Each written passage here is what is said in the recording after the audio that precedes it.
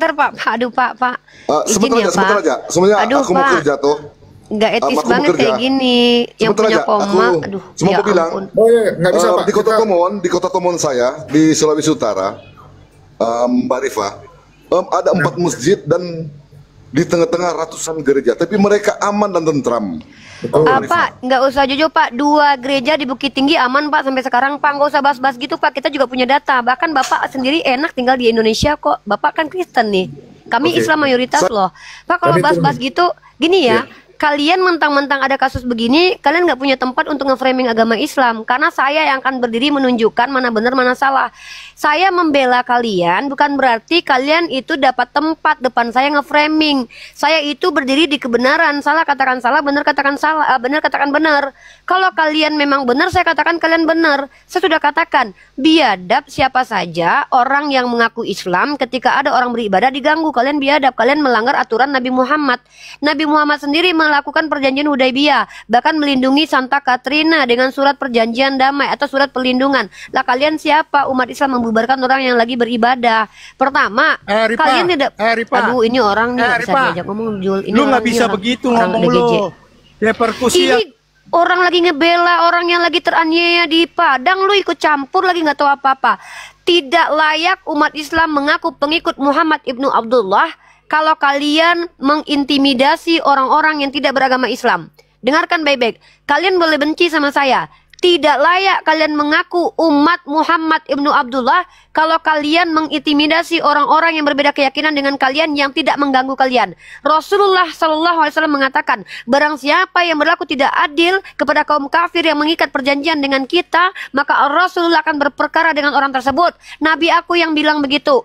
Jangan kalian pikir kalian Kristen ya, ketika kalian memang diintimidasi sekelompok dari kalian, kalian bebas memframing depan saya karena saya punya data fakta sejarah yang lebih mengerikan. Tapi di sini kapasitas saya berada di kebenaran. Maksudnya apa? Saya katakan benar kalau itu benar, salah katakan salah. Mentang-mentang kalian Islam, kalian bertindak anarkis, terus kalian akan saya bela. Nauzubillah min zalik, saya tidak mau duduk dengan kalian. Benar katakan benar, salah katakan salah. Kalau kalian mau membangga-banggakan, di tempat saya masjid berdiri 3, hantu belau. Di kampungku Sumatera Barat, Bukit Tinggi, tempat aku dilahirkan, 2 gereja. Kalian aman kok sampai detik ini. Ada nggak orang Minang yang ganggu kalian, yang notabene hampir 100% itu Islam? Ada nggak gereja kalian di stop di Sumatera Barat? Kalau ada nanti intimidasi di Bukit Tinggi, aku pulang kampung buat menghadiri. Paham kalian itu? Jadi mentang-mentang terjadi intimidasi kepada oknum, kepada kelompok kalian, kalian nggak bisa nge-framing. Kenapa? Bicara tuh pakai data dan sejarah. Itu ya, benar katakan benar, salah katakan salah. Mentang-mentang kalian ada terjadi seperti ini. Ingat, 3 kali kejadian di mana belum ada apa-apa, Islam sudah di-framing. Kalau memang pelakunya umat Islam, katakan itu salah. Kalian juga umat Islam. Mentang-mentang kita sudah sering di-framing sama Oten, tiba-tiba ada orang Islam yang salah, kalian masih bela. Terserah. Mau Kristen ngamuk sama aku, bodoh amat. Mau Islam ngamuk sama aku, bodoh amat. Aku berdiri di atas perintah Rasulku, sikapnya adil. Salah katakan salah, benar katakan benar.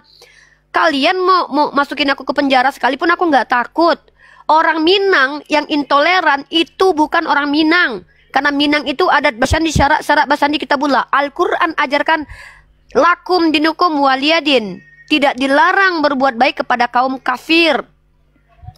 Tapi kalian Oten, mohon maaf, mentang-mentang saya belain saudara kalian yang minoritas, terus tiba-tiba kalian mau nge-framing di sini, kuludai muka nenek moyang kalian. Karena aib agama kalian lebih besar daripada apa yang terjadi di Indonesia. Saya punya datanya, ya. Naik ke sini pakai data, diskusi. Mau bahas apa? Ranah psikologi, ayo. Mau bahas tentang sosial, ayo. Mau bahas tentang sejarah, ayo. Pakai data bicara sama saya, ya. Kalau tidak, close your mouth. Ambil alih Jul. Oke, ya, itu selingan teman-teman. Dan sekali lagi kita menyayangkan kalau ada aksi main hakim sendiri. Biarkan penegak hukum yang bekerja. Kalau memang mereka nggak punya izin, minta kepada penegak hukum untuk menertibkan tempat-tempat yang tidak punya izin. Negara kita negara hukum, dan hormatilah prosedur hukum tersebut.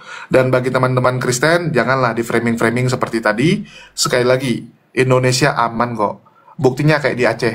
Ya, di Aceh itu banyak kok gereja-gereja. Saya dari kecil juga nggak ada masalah dengan agama Islam gitu kan. Kita beribadah sendiri, urus sendiri, nggak ada masalah. Ya kalau dibilang oh di tengah ratusan gereja, loh di Aceh 2 gereja di tengah berapa masjid itu? Bukan ratusan. Di Bukit Tinggi, Jul. Gitu kan? Di Bukit Tinggi, Jul. Iya. Dan kau tau nggak di Oke, Batam? kita Jul? kembali kepada Kau tau nggak, Jul? Aku pernah temanya. tinggal di Batam. Di Batam itu, Jul ya, itu daerah Madani loh, Jul. Batam itu tuh daerah Melayu, Jul. Yang dimana diakui sebagai salah satu daerah Melayu. Kau tahu kan Melayu itu agama mayoritasnya apa? Buktinya gereja berderet-deret di situ, Jul. Bahkan di kawasan umat Islam lagi, Jul. Aku tinggal daerahnya tuh Gadan Tanjung Piayu, Jul. Tempat tinggal aku tuh namanya Tanjung Piayu, Gadan Ayu Permai. Kau tau nggak? Kan satu masjid di situ. Di belakangnya tuh gereja 4 deret, Jul. 4 apa 3 deret tuh? 1, 2, 3, 4. Santai-santai aja kok, Jul. Nah, mereka ini mau menggunakan kesalahan umat Islam yang memang ada, kita akui itu ada, lalu mereka framing, itu kebiasaan mereka. Dan mereka akan tutup mata dengan ini, Jul, yang akan aku bongkar bentar lagi, Jul. Nah, ini baru data sejarah, Jul. Kejahatan para misionaris yang bekerja sama dengan Belanda untuk memusnahkan. Ini nih, aku bawa datanya. Tema kita kali ini adalah Otenko Intoleran. Begitu. Bagus. Yang mau nanya Oke, kita sebenarnya ke atas, kembali. Jul. Ya, yang Oten awam nanya aja, Jul. Yang berdata boleh diskusi sama aku 2 arah. Ya, tapi kalau yang awam kau naik mereka bertanya aja. ya mungkin kita kasih kesempatan. Ini ada Ius Simangungsong. Ya, masalahnya gimana cara membedakan Oten yang mau bertanya doang ini? Karena banyak Oten yang walaupun awam. Ya, kau moderator kalau kau tanya lah, Jul. Hari ini kau kan Ya. jadi moderator.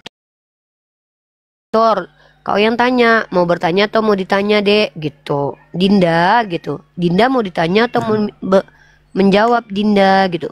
Ya, tapi kita belum dengar ini penjelasan dari Uni masalah intoleransi yang pernah terjadi di masa lampau. Oke, nggak usah masa lampau, Jul. Yang baru-baru ini aja ya. Sebentar dulu, Jul. Pertama yang harus dipahami adalah intoleran ini artinya apa? Ya, intoleran ini artinya tidak membiarkan, ya. Maksudnya tuh tidak mengizinkan. Kau besarkanlah aku yang cantik ini. Kok kau yang kau besarkan, Jul? Aku narasumber, emang nggak ada adab ini moderator. Nggak ngerti satu ini. aku sistemnya nih. Aku kan gaptek. Makanya kau jadikan aku moderatornya. Udahlah gaptek, buka TikTok pula. Dasar cindo. Rasis nggak itu, Jul, kayak gitu?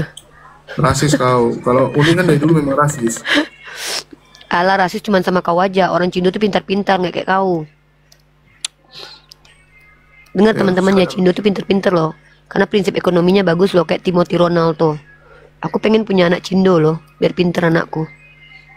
Tapi bukan Julius bapaknya, karena bapak Julius nggak Oh, pinter. jangan. Ntar dulu, Nanti ntar dulu aneh-aneh. aku lagi bikin. Ya, fokus aja ke Ntar dulu, pembahasan. Tunggu dulu, aku lagi bikin ini, Zeus. Siapa namamu? Zeus Deliberator. Nama entah apa-apa aja, susah kali pun. Zeus. Orang-orang ini nih ada kalau seandainya Bang aku udah Dardara. ngamuk-ngamuk banyak yang nontonnya. Kalau aku baik-baik nggak ada yang nonton. Selamat siang Bang Dardara.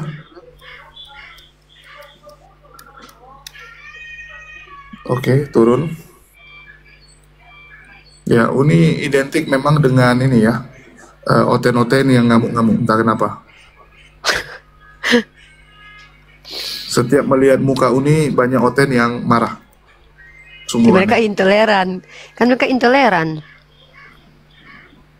Ya, di sini ada Stefanus. Stefanus. Halo. Halo Bang Stefanus. Bang Stefanus. Panggilan pertama. Panggilan kedua. Panggilan ketiga, Bang Stefanus. Martabaknya sudah siap? Oh, nggak bisa. Oke. Ada Bang Gulo. Ya, selamat malam, Bang Gulo. Selamat siang, Bangku. Ya, selamat siang. Gimana Bang Gulo? Sehat-sehat.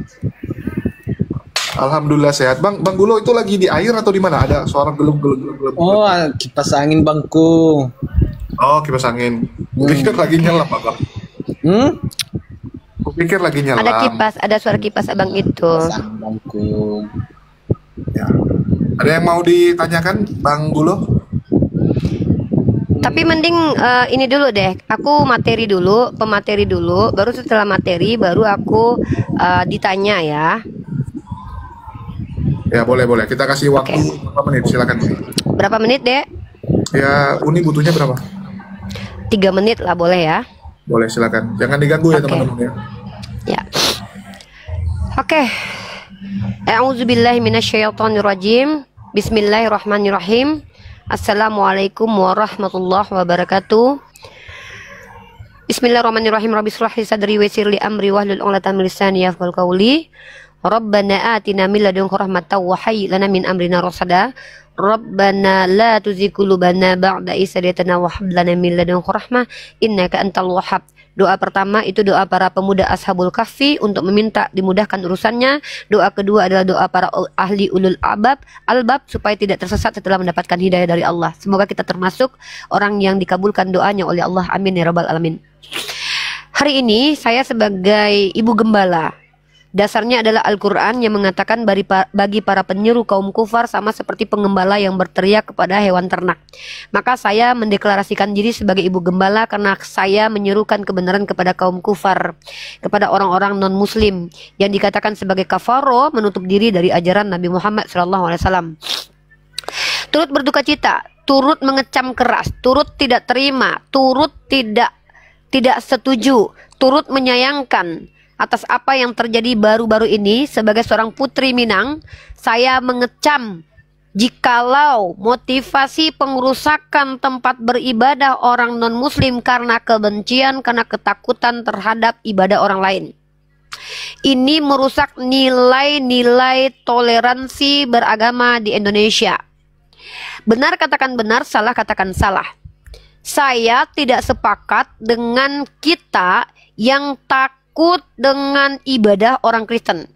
Justru harusnya kalian, wahai saudaraku di Sumatera Barat, harusnya justru senang dengan kehadiran mereka ketika niatnya ingin menginjili. Kenapa?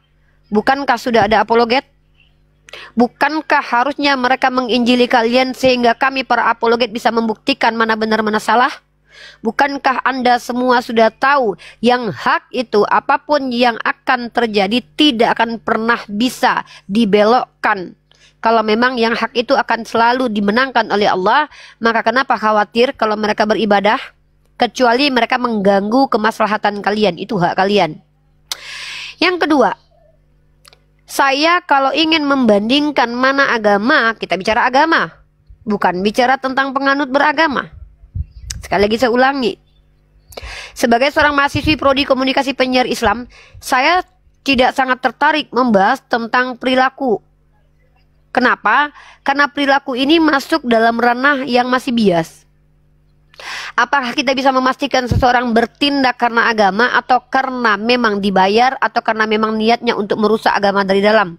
Contoh, ada orang Islam melakukan kejahatan atas nama Islam. Apakah ada yang bisa memastikan mens reanya? Maka mens rea itu bisa dilihat dalam durasi yang sangat panjang.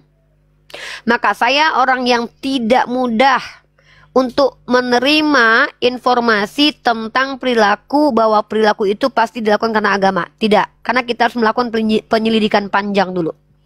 Karena motivasi itu ada dalam di dalam ranah internal seseorang. Nah, teman-teman perhatikan. Kalau kita bicara agama, itu tidak bisa terpisah dari tekstual kitab suci. Dan kalau mau melihat buah perbuatan, jangan lihat yang sedikit, lihat yang banyak. Maka mari kita bongkar-bongkaran. Sepanjang peradaban agama itu muncul, mana agama yang merusak peradaban, mana agama yang memperbaiki peradaban. Baru kita sepakati untuk menentukan mana agama yang intoleran, mana agama yang toleran. Kalau hanya mengambil satu kasus lalu mengeneralisir, ini namanya adalah apa namanya itu? Itu namanya adalah framing atau propaganda. Kalau mau bersikap adil, mari kita ambil catatan sejarah panjang hidup beragama, kita lihat. Mana tokoh beragama yang memfatwakan boleh menghabisi nyawa orang untuk memasukkan agamanya ke dalam suatu wilayah. Mari kita pakai data sejarah. Saya punya buku. Julius, jangan keluar dari device Julius. Biasaan Julius nih ah. Sabar, ada WA. Ganti handphonemu yang lain, terima WA. Ya. Buku ini teman-teman adalah buku di mana terbongkarnya. Saya ulangi sekali lagi. Buku ini membongkar kejahatan misionaris. Ya. Buku ini membongkar kejahatan misionaris. Ditulis oleh Profesor Dr. Uli Kozok dengan ISBN 978-979-461-7762. Siapa penulis buku ini? Profesor Dr. Uli Kozok. Dia membongkar kejahatan para misionaris termasuk Nomensen yang ternyata bekerja sama dengan penjajah untuk mencoba menganeksasi atau mencaplok wilayah Sumatera Utara. Dan bahkan para misionaris ikut serta berperang. Dan mereka berada di pihak siapa? Bukan di pihak pribumi, tapi di pihak para penjajah. Itu fakta. Buku ini membongkar bagaimana mereka datang ke Indonesia dengan ideologi rasisme. Ideologi yang memang menjadi ideologi misionaris Jerman yang diwakili oleh Rohden dan Fabri. Fakta ini teman-teman memang sangat menyakitkan bagi umat Kristen karena mereka mendeklarasikan agama mereka agama kasih. Sayangnya tokoh agama mereka menunjukkan hal yang berbeda. Itu mereka sangat rasis. Jadi kalau mau bicara mana agama yang intoleran, bawa ajarannya ya. Jangan bawa oknumnya. Tidak bisa dikatakan oknum kalau pelakunya adalah salah satu tokoh besar agama yang mempengaruhi komunal seperti gereja. Nggak bisa dikatakan oknum. Ya. Dan kejahatan itu terjadi sistematis dan terstruktur dan masuk di ranah keagamaan. Ini nggak bisa dikatakan oknum, ya. Tapi kalau benar katakan benar, salah katakan salah. Kalau memang itu pelakunya cuma satu orang dan tidak dibenarkan oleh mayoritas mereka, maka itu bisa oknum. Nah, mari kita bongkar satu persatu. Ajarannya, kita bicara tentang ajaran. Maka teman-teman, mari kita lihat ada ayat-ayat baik di dalam Al-Quran dan Bible. Saya bicara tentang ayat-ayat baik dulu. Ayat-ayat baik dulu ya. Nah, saya bicara kedua kitab. Ayat-ayat baik di dalam Al-Quran salah satunya adalah ayat yang tidak memaksakan agama. Dalilnya mana? La ikraha fiddin. Tidak ada paksaan dalam agama. Yang kedua, ditambah lagi dengan lakum dinukum waliyadin. Agamamu untukmu, agamaku untukku. Yang ketiga, al-mumtahana. Tidak terlarang kalian berbuat baik kepada mereka yang tidak menyerang dalam perkara agama. Artinya di sini secara tegas dalam Al-Quran ada pondasi yang kuat untuk melarang ketidakadilan, kezaliman. Bahkan implementasinya baik Nabi Muhammad SAW dengan adanya perjanjian Hudaybiyah mengizinkan orang-orang non-muslim untuk beribadah. Dan juga dengan adanya surat perlindungan kepada Santa Katrina, bukti Rasulullah sangat-sangat toleransi. Begitu juga ketika Umar Ibn Khattab mengambil alih kunci Yerusalem di tangan Sopronius, 307 tahun lamanya mereka hidup damai di bawah kepemimpinan khalifah. Begitu juga sebelum terjadi tragedi Armenian hampir berapa tahun lamanya orang Kristen Ortodok di bawah kepemimpinan khalifah. Dan teman-teman, masalahnya yang muncul kemudian adalah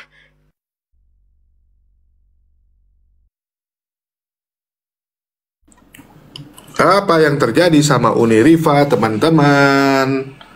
Tiba-tiba menghilang, apakah ditombak ataukah signalnya yang buruk? Oke, aku ambil alih sementara teman-teman. Ya, ada beberapa hal yang teman-teman harus tahu dan pelajari ya. Saya dulu pernah bertanya dengan teman-teman Kristen mengenai apa yang akan kalian lakukan seandainya kalian hidup di zaman penjajahan dulu. Contoh, kalian ke gereja. Terus di gereja tersebut, kalian satu gereja nih dengan tentara-tentara Belanda. Kan begitu. Dengan petinggi-petingginya Belanda. Dan kalian memilih menjadi gerilyawan, menjadi pejuang. Terus, ya saat kalian jadi pejuang, kalian ingin mencegat ataupun menyerang iring-iringan tentara Belanda. Begitu kalian mau cegat, yang kalian lihat adalah wajah-wajah yang familiar, wajah-wajah yang sering kalian jumpai di gereja, alias teman satu gereja Anda. Apa yang akan Anda lakukan? Apakah akan tetap menembak, ya? Akan tetap berjuang atau mundur? Mayoritas teman-teman Kristen bilangnya enggak bisa. kami akan mundur dan kami akan mendoakan supaya mereka memberikan kebebasan dan kemerdekaan kepada negara kita. Jadi jawaban seperti itu adalah jawaban mayoritas, sehingga kita berkesimpulan ya, bahwa memang teman-teman Kristen lebih memilih Belanda daripada perjuangan sesama anak bangsa. Dan fakta sejarah membuktikan itu pernah terjadi di saat Sisingamaraja sedang berjuang melawan Belanda dan dikhianati oleh yang namanya pengikut-pengikutnya sendiri, lantaran pengikutnya lebih memilih mendukung siapa teman-teman? Mendukung Normansen ya. Lebih memilih mendukung Normansen. Ya, silakan Uni. Normansen. Oke, kita mulai literasi kali ini teman-teman ya. Yang pertama adalah di buku ini Dr. Uli Kozok membongkar fakta bahwa ternyata para penginjil-penginjil dari Jerman ini pertama mereka memiliki ideologi rasisme. Ya, ideologi yang mereka gunakan itu adalah ideologi rasisme. Dan kalian akan saya perlihatkan ideologi mereka di sini teman-teman ya. Saya tunjukkan bagaimana cara berpikir mereka ya. Ini. Pertama atas nama kepala dari RMG atau Rheinische Missionsgesellschaft, yaitu lembaga misionaris dari Jerman yang diwariskan kepada Huria Batak HKBP Jul, apa namanya, Huria Kristen Batak ya. Itu melanjutkan RMG by the way Jul ya. Nih saya tunjukkan. Iya, HKBP itu kan dulu namanya bukan HKBP waktu zaman Belanda. Jadi ganti nama lah. Dulu namanya Rheinische Missionsgesellschaft ya. Oke, teologi ya. Kita bicara teologi dan ideologi. Nah, perhatikan teman-teman. Baik Fabri maupun Rohden adalah orang yang di spektrum politik dapat digolongkan konservatif, anti demokrasi, dan pro kerajaan. Kedua tokoh spiritual, ingat ya, kedua tokoh spiritual RMG ini lembaga misionarisnya ya. Ini juga dipengaruhi oleh paham yang pada saat itu sangat dominan, yaitu apa pahamnya Jul? Baca Jul. Rasisme dan nasionalisme. Yes. Dan kemudian teman-teman bayangkan ya, menurut Carl von Linné, ahli botani dan zoologi asal Swedia, untuk pertama kali meletakkan dasar tata peristilahan biologi, beliau juga mengelompokkan manusia modern Homo sapiens pada puncak primata. Ini asal muasal kata rasis ya. Spesies manusia dikelompokkan dalam 14 yang masing-masing memiliki bukan hanya ciri-ciri fisik, tetapi juga ciri-ciri watak. Nah, mereka mengelompokkan begini. Kelas orang Afrika misalnya disebut sebagai jahat, malas, dan lalai. Ini ya, ini rasis banget. Ya, dan menurut Linné, manusia dapat dibagi atas 4 ras, yaitu ras putih Eropa, ras kuning, ras merah, dan ras hitam. Dan ini cikal bakal supremasi kulit putih. Nah, dan kalian tahu nggak, pembagian ini menggantikan pembagian non rasional berdasarkan apa teman-teman? Berdasarkan apa Jul? Kitab Injil kan ada ini, ada Bible for Negro kan? Ya, jadi berdasarkan apa mereka membagi-bagi manusia sesuai dengan warna kulit? Gospel. Dan pada tahun 1666 dilakukan oleh Georgius Hornius yang membedakan 3 golongan, yaitu ras keturunan Yafet, ras keturunan Sem, dan ras keturunan Ham, kulit hitam. Ya. Nah, profesor kedokteran asal Jerman Johann Friedrich Blumenbach menjadi pelopor kraniometri ilmu tengkorak. Ia percaya bahwa perbedaan antara ras dapat dilihat pada bentuk tengkorak. Namun ia juga mengakui bahwa tidak ada batas antar ras yang pasti. Blumenbach menambahkan ras kelima, yaitu ras coklat atau Melayu. Jadi teman-teman, dari mereka sendiri yang membagi-bagikan bentuk manusia secara rasial ya.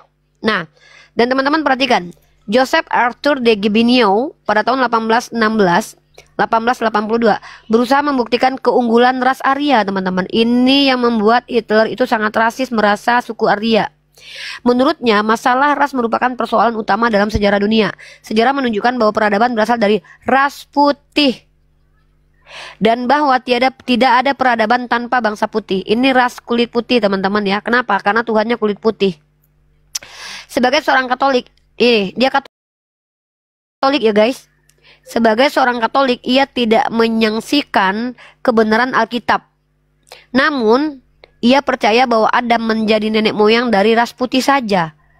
Ini teman-teman, ahli agama yang rasis. Lanjut teman-teman. Houston Stewart Chamberlain tahun 1855-1927, warga negara Jerman kelahiran Inggris, untuk menulis buku berjudul Die Grundlagen des Neuzesten, panjang lah namanya ini, dasar-dasar abad ke-19, diterbitkan pada tahun 1899 dan menjadi buku yang amat laris dengan sekitar 250.000 eksemplar yang terjual antara 1899 dan 1938.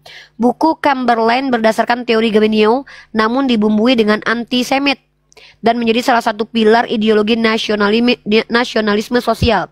Chamberlain sendiri menjadi anggota NSDAP, Partai Nasionalis Sosial Jerman. Nih teman-teman, di halaman ke-51 ya, kita baca. Di zaman imperialisme Eropa, rasisme menjadi suatu salah paham yang secara ilmiah membenarkan penjajahan bangsa berwarna oleh orang bangsa kulit putih. Tentu saja kaum penjajah tidak ingin dikenang sebagai orang sepanjang sejarah sebagai penjajah. Oleh karena itu mereka berusaha mendapatkan pembenaran bagi tindakannya ini. Mereka berdalih dengan menganggap bangsa terjajah sebagai bangsa terbelakang yang hanya dapat mencapai tingkat peradaban bila dibantu oleh ras putih. Rasisnya mereka, guys. Ya, dan ini teman-teman adalah pandangan dari para misionaris. Nasionalisme yang berlebihan sering diiringi oleh rasisme. Di Jerman, kebencian terhadap kaum Jews yang oleh sebagian orang dianggap sebagai ras inferior berakibat ya, ya kita nggak boleh sebutkan ini, nanti di ban oleh orang-orang Nazi, teman-teman ya. Dan teman-teman, tidak boleh mereka menikah dengan orang-orang di luar yang mereka mau. Dan kalian tahu nggak kata-kata mereka? Kepercayaan atas keunggulan bangsa Eropa dan perlunya kolonialisme demi membawa peradaban dan agama Kristen. Saya ulangi ya. Jadi penjajah itu sejalan dengan misi mengkristenisasi.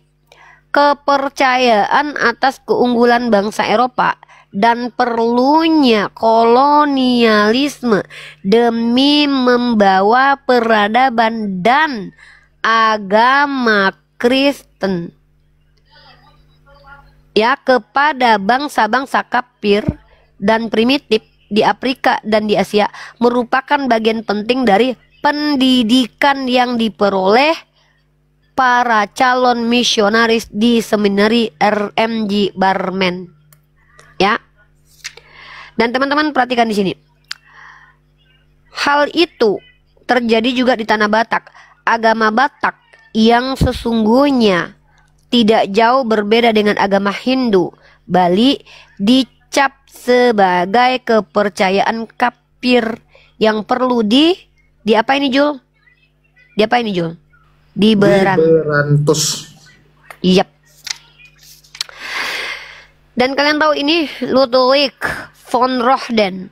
Siapa dia? Mengajar sejarah, geografi, antropologi, dan teologi. Bagi Rohden, sejarah dunia adalah sejarah kerajaan Theos, dan satu-satunya sumber yang dapat diandalkan dan tidak boleh dipertanyakan adalah Bible Gospel. Ya, teman-teman, Rohden mengkaitkan interpretasinya dengan paham rasisme yang mengidentifikasi 5 ras menurut warna kulit: putih, kuning, merah, coklat, dan hitam. Menurut Rohden, warna kulit keturunan Nabi Nuh ditentukan oleh derajat dosa yang dipikulnya. Semakin berdosa sebuah bangsa, semakin berubah bentuk dan warna kulitnya. Semakin hitam warna kulit sebuah bangsa, semakin berdosa bangsa itu. Mengerikan teman-teman, menilai karena warna kulit. Dan begitu juga dengan Dr. Frederick Fabry.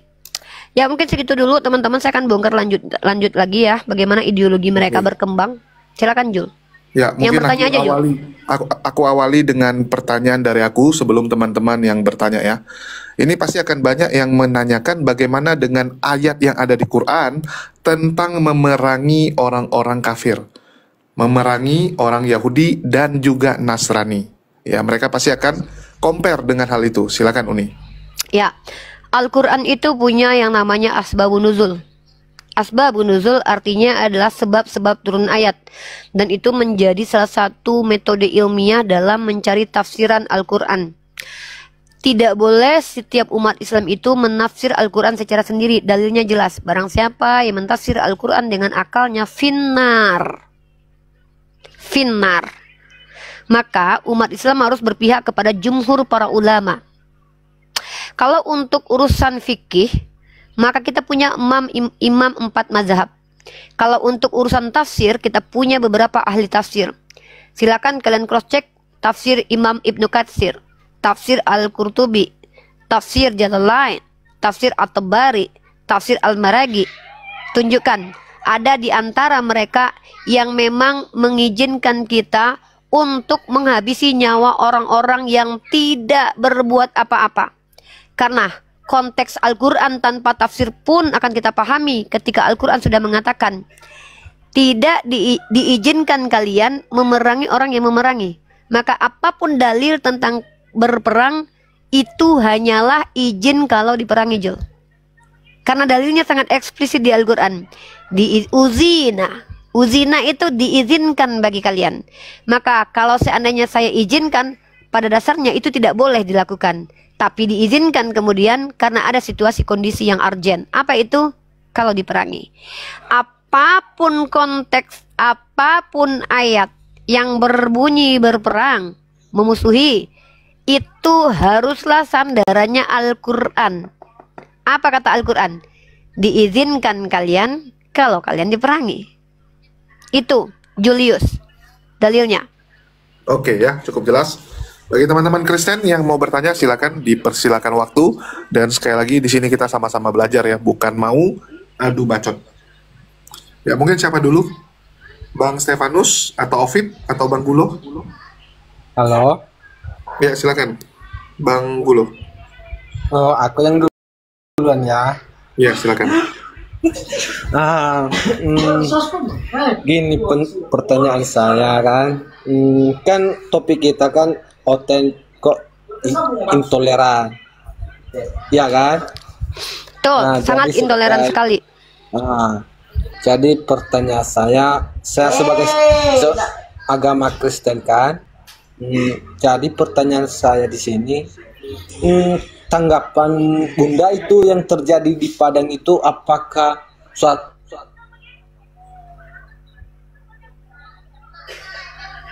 nggak ada suaranya? Ya, suaranya hilang. Iya, dia mungkin mau menanyakan yang Padang. Gini pertanyaan saya, kan topik kita kan intoleran, ya kan? Jadi pertanyaan saya, bagaimana tanggapan Bunda itu yang terjadi di Padang itu? Apakah itu termasuk intoleran atau gimana? Saya jawab ya, bukan hanya yang di Padang. Di seluruh Indonesia ketika ada umat Islam menghalang-halangi orang non-muslim untuk beribadah tanpa alasan yang jelas, maka mereka intoleran. Ya, silakan.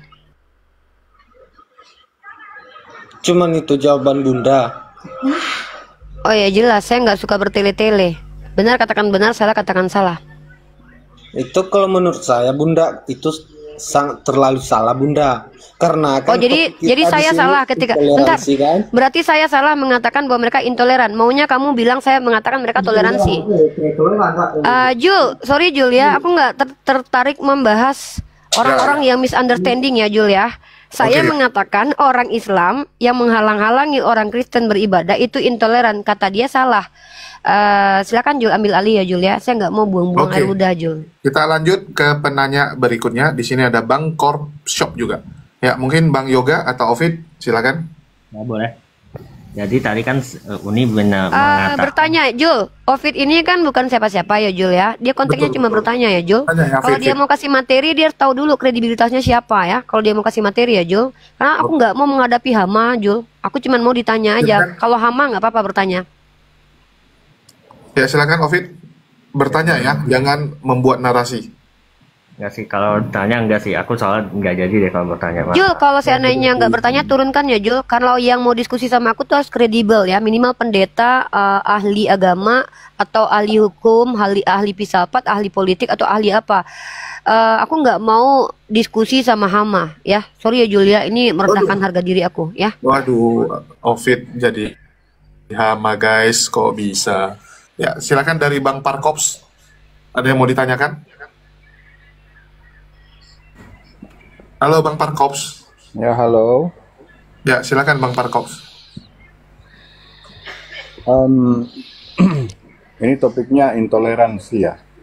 Iya. Yes. topiknya Oten ini maksudnya apa? Ada dua bang, oknum Kristen ataupun orang Kristen. Oknum biasanya lebih sedikit ya, contoh orang-orang Kristen yang baik itu sedikit biasanya tuh. Yang lebih banyaknya orang Kristen yang anarkis, ngolok-ngolok, ngejek-ngejek, merasa tersakiti, playing victim, MPD. Yang biasanya yang baiknya sedikit.